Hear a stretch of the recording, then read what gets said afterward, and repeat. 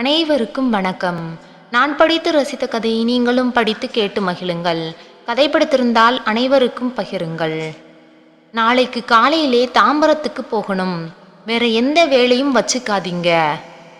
Bike சாவியை கையில் எடுத்த ரமேஷ் நின்றான். தாம்பரத்துக்கா? எனக்கு தெரிஞ்சு அங்கே உனக்கு சொந்தக்காரங்களே இல்லையே.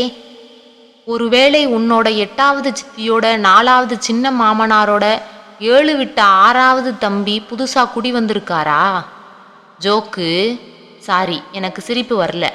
நான் பார்க்க போகணும்னு சொன்னது என் மாமனாரையும் மாமியாரையும் தான். என்ன என்ன என்ன சொன்ன? உன்னோட மாமனாரும் மாமியாருமா? கையில் இருந்த சாவி தானாக கீழே விழுந்தது. அட, இப்ப நான் என்ன சொல்லிட்டேன்னு இப்படி பதறிக்கிட்டு கத்துறீங்க? குடும்பம்னு இருந்தா பொம்பளைகளுக்குள்ள ஒரு கோபதாபம் வர்றது தான். 4 வார்த்தை நறுக்குன்னு பேசிட்டுறது தான். நானும் கோபத்திலே பேசினேன் தான், இல்லைங்கள. அதுக்காக எங்க அத்தை மேலே எனக்கு பாசம் இல்லைன்னு நீங்களா நினச்சிக்கிறதா? கைகளை இடுப்பில் வைத்தபடி பேசும் சுந்தரியை பார்த்து ரமேஷ் பட்டென்று 2 கைகளையும் மேலே தூக்கி கும்பிடு போட்டான். எப்படிடி இந்த மாதிரி நடந்ததையெல்லாம் உனக்கு சாதகமா வளைச்சு பேச முடியுது? எங்க உன் காலை காட்டு, தொட்டு கும்பிடுறேன். அப்பவாவது எனக்கு இப்படியெல்லாம் பேச வருதா பார்க்குறேன். அதுக்கெல்லாம் என்னை போல கள்ளம் கபடம் இல்லாமல் இருக்கணும். உங்களுக்குத்தான் தலையிலிருந்து கால் வரை வினையாச்சே. சாயங்காலம் வரும்போது அத்தைக்கு கேக்கும், மாமாவுக்கு இனிப்பு இல்லாத ரொட்டியும் வாங்கிட்டு வாங்க. நாம் நாளைக்கு திடீர்னு போய் நின்னா அத்தை பாவம் தவிச்சு போயிடுவாங்க. அதனால் நாளைக்கு மதிய சாப்பாட்டுக்கு கறி குழம்பும் மீன் வறுவலும் செய்திடுறேன். அங்கே போய் சூடா சோறு வடித்து அப்பளம் முறிச்சுக்கலாம். என்னவாயிற்று இவளுக்கு? ரமேஷ் வியந்தான். 5 ஆண்டுகளுக்கு முன் புது பெண்ணாக உள்ளே நுழைந்ததுமே மறுவீட்டுக்கு வந்த தன் வீட்டாருக்கு இலையில் விட்ட பாயாசத்தில் முந்திரி பருப்பு நிறைய இல்லை என்று குறை சொல்ல திறந்த வாயை 6வது மாதம் தனி குடித்தன வீட்டில் பால் காய்ச்சிய போதுதான் மூடியவள் இவள். இளையவள் சுரேஷின் மனைவி சுதா இவளுடைய அடியொற்றி நடந்து வந்த 3ஆம் மாதமே தனி குடித்தனம் போய்விட்டாள். அப்பாவும் அம்மாவும் தனியாகத்தான் இருந்தார்கள். மாதம் ஒரு முறை அவர்களை பார்க்க கிளம்பும் நேரத்தில் சொல்லி வைத்தது போல் இவளுக்கு தலைவலி மண்டை உடையும், வயிற்று வலி உயிர் போகும், பல்வலிக்கும், மயக்கம் வரும், இன்ன பிற நோய்களும் உயிரை வாங்கும். அதன் பிறகு தான் மட்டும் தனியாக போய் அப்பா எதிரில் அசடு வழிந்து அம்மாவிடம் அவளுக்கு அந்த 3 நாள் தொல்லை என்று கூசாமல் பொய் சொல்லிவிட்டு வந்ததெல்லாம் இப்போது நினைவுக்கு வந்தது. மாதா மாதம் அம்மாவிடம் பொய் சொல்ல பிடிக்காமல் ஆண்டுக்கு ஒரு தரம் போய் வர கிளம்பினான். அப்பா எதையும் வெளியில் காட்டிக்கொள்ள மாட்டார். ஆனால் பெத்தவளுக்கு மட்டும் பிள்ளைகளை கண் தேடி உயிர் துடிக்கும். ஆனாலும் தன்னால் அவர்களின் மகிழ்ச்சி குறைந்துவிடக் கூடாதே என்று அவள் தனக்குள் மக்கி மருகி கொண்டிருந்தாள். இந்த நிலையில் இப்படி ஒரு திருப்பமா? வியப்பு நீங்காமல் வெளியே வந்தபோது செல்போன் சினுங்கியது. சுரேஷ் பேசினான். தன்னுடைய வீட்டிலும் இதேபோல் நடந்ததை அண்ணனிடம் நம்ப முடியாமல் கூறினான். முகத்தில் பாசம் பொங்கி வழிய உள்ளே நுழைந்த மருமகள்கள் இருவரையும் பார்த்த அம்மாவுக்கு பூரிப்பு தாங்க முடியவில்லை. கூத்தாடாத குறைதான். அப்பா வழக்கம் போல தலையசைத்து புன்னகையுடன் நிறுத்தி கொண்டார். சுந்தரியின் கறிக்குழம்பு மீன் வறுவலை தூக்கி சாப்பிட்டது சுதாவின் கோழிக்கறி பிரியாணி. அவளை பார்த்து இவளும் இவளை பார்த்து அவளும் முறைத்து கொண்டதில் பொறி பறந்தது. நாங்க இருக்கும்போது நீங்க எதுக்கு மாமா தனியா கஷ்டப்படுறீங்க? எங்க கூட வந்துடுங்க. சின்னவள் முடிக்கும் முன்னே பெரியவள் பாய்ந்தாள். அதெப்படி மாமா? என் வீட்டுக்காரர் தானே மூத்த பிள்ளை, அதனாலே நீங்க எங்க கூட இருக்கிறது தானே முறை. அப்பா பதில் சொல்லாமல் புன்னகைக்க அம்மாவுக்கு பெருமை தாங்க முடியவில்லை. 2 பேரையும் சமாதானம் செய்து அனுப்பி வைத்தாள். 2 பேரும் பிளிய பிளிய அழுது கொண்டு வண்டி ஏறினார்கள். எப்ப பாரு இந்த கிரிக்கெட் போட்டி தானா? அந்த டிவியை நிறுத்தி தொலைங்களே. நான் சொல்றதை கேட்டு பொழைக்கிற வழியை பாருங்க. உங்க அப்பா அடுத்த மாதம் ரிட்டையர் ஆக போறார். அவருக்கு கிட்டத்தட்ட 6 லட்சத்துக்கு குறையாம பணம் வருதான். ஆஃபீஸ் நண்பர்கள் மூலமா சீட்டு போட்டது ஒரு 5 லட்சம் அப்படியே இருக்கான். உங்க அம்மா நகையெல்லாம் எப்படியும் ஒரு 3 லட்சம் இருக்காதா? மொத்தமா 14 லட்சம் கையில வச்சிருக்காங்க. அவங்களை சும்மா விடலாமா? ரமேஷ் சுந்தரியை முறைத்தான். யாரு உன்கிட்ட விட்ட புருடா இது? இதை என்ன நம்ப சொல்றியா? என்னையும் உங்கள மாதிரி அறிவு கொழுந்துன்னு நினைச்சிட்டீங்களா? எல்லா விஷயமும் தெரிஞ்சுக்கிட்டு தான் பேசுறேன். எங்க கீழ்ப்பாக்கம் மாமாவை லூசுன்னு சொல்லுவீங்களே, அவர் சாமர்த்தியமா துப்பு துளக்கிட்டு வந்தது தான் இது. உங்க அப்பாவின் ஆபீஸுக்கு போய் பார்க்க வேண்டியவங்களை பார்த்து வெட்ட வேண்டியதை வெட்டி தெரிஞ்சுக்கிட்டு வந்துட்டார். எப்படி? சுந்தரியின் முகத்தில் பேராசை மின்னியது.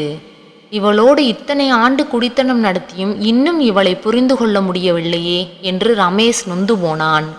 சுந்தரி மீண்டும் வாயை திறந்தாள். எனக்கு ஒரு விஷயம்தான் புரியல. எனக்கு எங்க மாமா சொன்னார், உங்க தம்பி பொண்டாட்டி அந்த ராங்கி பிடிச்சவளுக்கு யார் சொல்லி இருப்பா? சரியான நேரத்துல வந்துட்டாளே கடங்காரி. உனக்கு கீழ்ப்பாக்கத்துல மாமா இருக்கிற மாதிரி அவளுக்கு ஏர்வாடியில சித்தப்பா யாராவது இருக்காரோ என்னமோ. ரமேஷ் சிரிக்காமல் சொன்னான். இந்த கிண்டலுக்கெல்லாம் ஒன்றும் குறைச்சல் இல்லை. எப்படியாவது அந்த 14 லட்சமும் எனக்கே கிடைக்கணும்.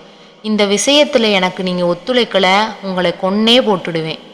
ரமேஷ் எரிச்சலின் உச்சத்துக்கே போனான். அடி பாவி, பொம்பளையாடி நீ, ஏண்டி உன் புத்தி இப்படி போகுது? நீ பேசுறதெல்லாம் தெய்வத்துக்கு அடுக்குமா? தெய்வத்துக்கு அடுக்க வேணா சுவாமி. வைர நெக்லஸும் வைர வளையலும் காரும் வீடும் எனக்கு அடுக்கும். உங்க அறிவுரை வேணாம். படுக்கை அறைக்குள் போகும் சுந்தரியை வெறித்து பார்த்தான். மனதில் சுரேஷ் என்ன பாடுபட்டு கொண்டிருக்கிறானோ என்கிற எண்ணம் மின்னலிட்டது. அதை போலவே சுரேஷ் வீட்டு படுக்கையறை பற்றி எரிந்து கொண்டிருந்தது. உங்க அண்ணி சரியான பொணந்தினி கழுகா இருக்காளே, சொல்லி வச்சா போல வந்து நின்னுட்டாளே. ராதகி, ராட்சசி. எவ்வளவு ரகசியமா எங்க அண்ணனை அனுப்பி பணம் செலவு செய்து விஷயத்தை சேகரித்தேன். அத்தனை தொகைக்கும் எனக்கு எவ்வளவு செலவு இருக்கு? 8 லட்சத்துக்கு பங்களா பார்த்து வச்சிருக்கேன். என் தங்கச்சி கல்யாணத்துக்கு 4 லட்சம் தரணும். மீதியை வைரமா வாங்கிக்கலாம்னு கணக்கு போட்டு வச்சிருக்கேன். எல்லாத்தையும் உங்க அண்ணிக்கிட்ட கொடுத்து ஏமாந்து போயிடுவேனா? சுரேஷ் கவலையோடு அவளை பார்த்தான். அவளோ மதம் கொண்ட யானை போல பிளிரிக் கொண்டிருந்தாள். என்ன சொன்னாலும் கேட்க மாட்டாள் என்பது புரிந்து போயிற்று. இருந்தாலும் சொன்னான். வேண்டாம் சுதா, அப்பாவுக்கு அவளை பணம் வருமானே சரியா தெரியாதப்ப நீ இப்படி பேசுறது சரியில்லை. எங்களை பெத்து வளர்த்து படிக்க வச்சு வேலை வாங்கி கொடுத்து கல்யாணமும் செய்தவங்க அவங்க. அந்த நினைப்பு இருக்கட்டும். ஆமாம், அப்படியே ஐஏஎஸ் படிக்க வச்சு மாவட்ட கலெக்டர் உத்தியோகம் வாங்கி கொடுத்துட்ட மாதிரி தான் பேசுகிறீங்க. போதுமே உங்கள் படிப்பும் வேலையும். இப்போ தெருவுக்கு 1000 பிஇ படித்தவங்க இருக்காங்க. தெரியாதா எங்களுக்கு? நான் சொன்னது தான். அந்த பணத்தை வாங்க எப்படிப்பட்ட சண்டை வெட்டுக்குத்து வந்தாலும் அதை நான் பார்த்துக்கிறேன். நீங்கள் மட்டும் வாயை மூடிக்கிட்டு சும்மா கிடந்தீங்கன்னா எனக்கு அதுவே போதும். இதோ பாருங்க, இப்போவே சொல்லிட்டேன். நான் பேசின விஷயம் ஏதாவது உங்கள் மூலம் உங்கள் அண்ணனுக்கு போச்சு, அவ்வளவுதான்.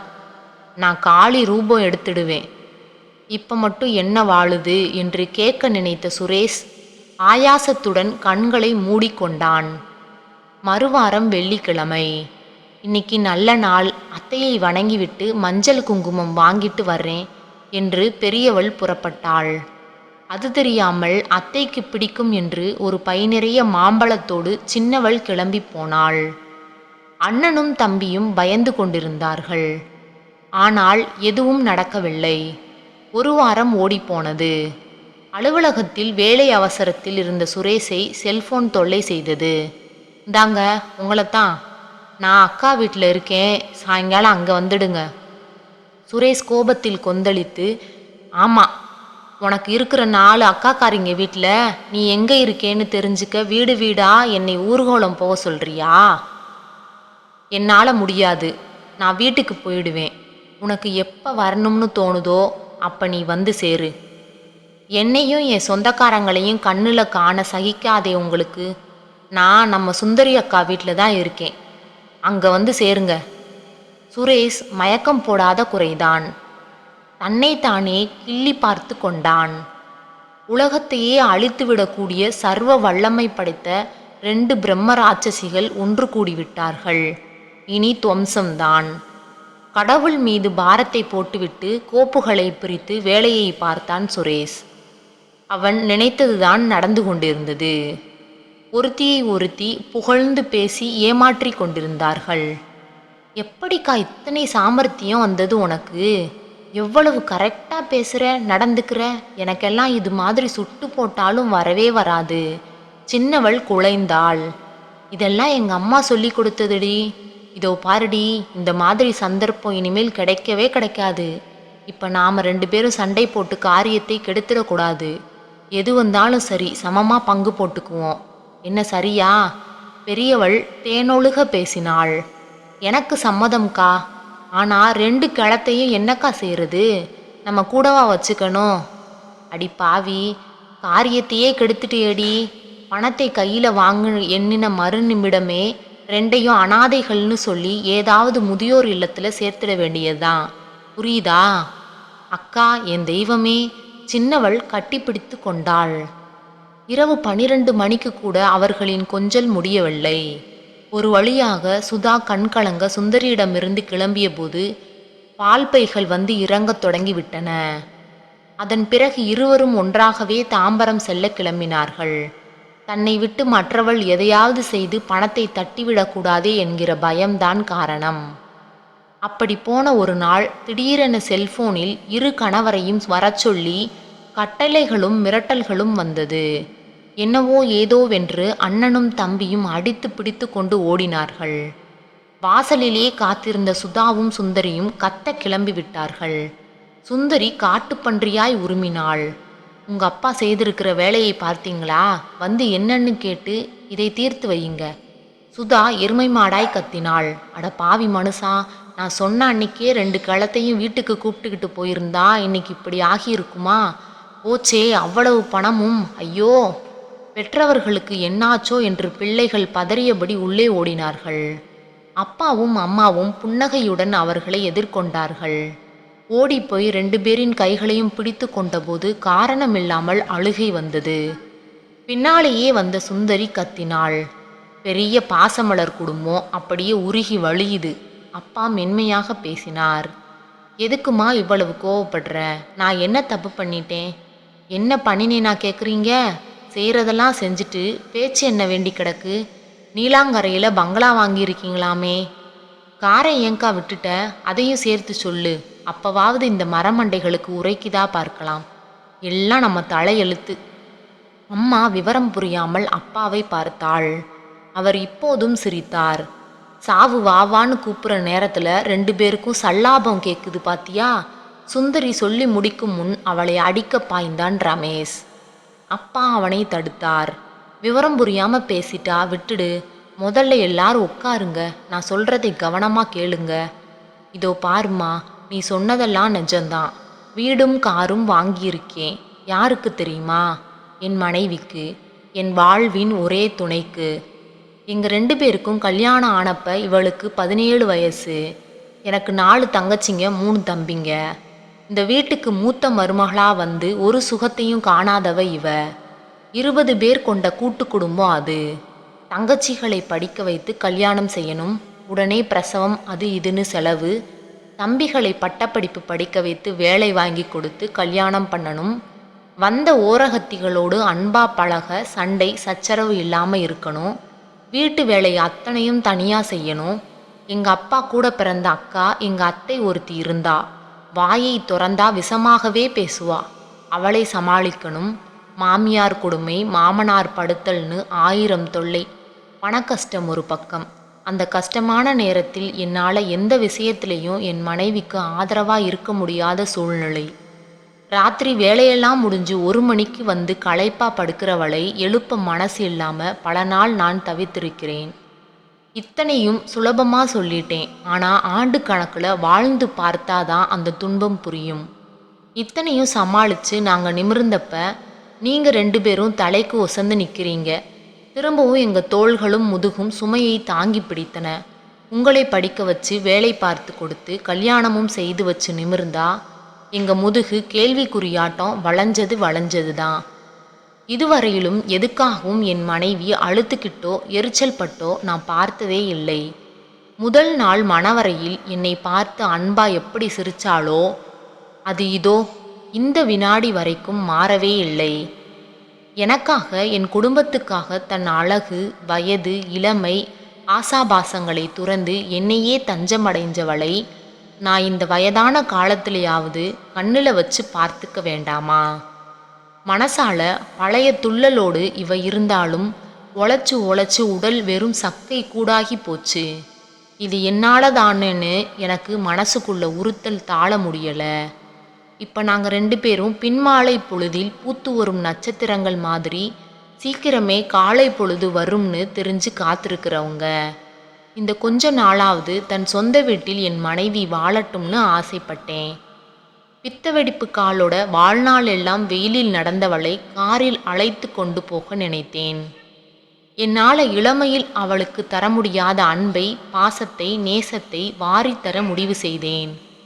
அவளோடு இரவும் பகலும் பேசிக்கிட்டே இருக்க விரும்பினேன். வந்த பணம் 15 லட்சமும் எனக்கோ என் மகன்களான உங்களுக்கோ சொந்தமானதில்லை. இது என் மனைவியுடையது. இளவயதில் என் வாழ்வில், என் குடும்பத்தில் அவள் விதைத்த பொறுமை, இளவயது தியாகங்கள் எல்லாம் விளைந்து இன்றைக்கு பணமாக வீட்டிற்கு வந்திருக்கிறது. அதை அவளுக்காக செலவு செய்தேன். முடிந்தவரை கொஞ்ச நாளாவது நல்ல கணவனாக வாழ பேராசைப்படுகிறேன். நான் தவறாக எதுவும் செய்துவிடவில்லையே, சொல்லுங்கள். இன்பம் தொண்டையை அடைக்க அம்மா அழுதாள். அதில் காதல் இருந்தது. பிள்ளைகள் இருவரும் அழுதார்கள். அதில் அர்த்தம் இருந்தது. ஆனால் அம்மாவின் கால்களில் விழுந்து சுந்தரியும் சுதாவும் அழுதார்கள். எதற்காக அழுதார்கள்? நன்றி. கதை பிடித்திருந்தால் லைக் பண்ணுங்கள், ஷேர் பண்ணுங்கள், சப்ஸ்கிரைப் பண்ணுங்கள். உங்களுடைய கருத்துக்களை கமெண்ட் பாக்ஸில் தெரிவிக்கவும். தங்கள் ஆதரவிற்கு நன்றி.